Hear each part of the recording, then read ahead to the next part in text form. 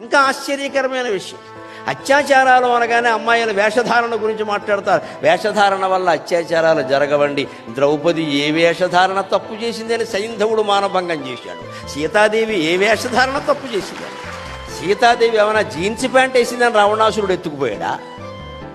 అత్యాచారానికి వేషధారణకి సంబంధం లేదమ్మా. కానీ వేషధారణ వల్ల ఆకర్షణలు ఏర్పడతాయి, అంతవరకే. దేని పరిమితి దాన్ని. ఆకర్షణలు ఏర్పడతాయి. బయట ఇలా కప్పుకున్న పరిస్థితి వేరు, విప్పుకుంటే పరిస్థితి వేరు చెప్పక్కల. అది ఎవరికి వారే ఆలోచించుకోవాలి, ఎవరు బలవంతంగా చెప్పేది కాదు. హిందూ ధర్మంలో ఎప్పుడు చెప్పి ఒప్పించు అని ఉంటుంది తప్ప కత్తి ప్రయోగించమని మాకు చెప్పలేదమ్మా. మా మాటలే అలా ఉపయోగిస్తామని. నేను ఇప్పుడు ఈ వేషంతో ఇలా ఉండి, ఈ పంచె కండువ ఇలా ఉండి, ఇలా ఆభరణాలు ఇలా ఉండి మాట్లాడడం వేరమ్మా. ఒక ఎర్ర బనీను తెల్ల డ్రాయర్ వేసుకొచ్చి మాట్లాడితే ఎలా ఉంటుంది అక్కడ? అప్పుడు ఇదే కరికిపాటి నరసింహారావు, అప్పుడు ఇవే పద్యాలు. ఏం లేదమ్మా, ఒట్టి డ్రాయర్ బనీను వేసుకొచ్చాడు, మీరు రాణిస్తారా?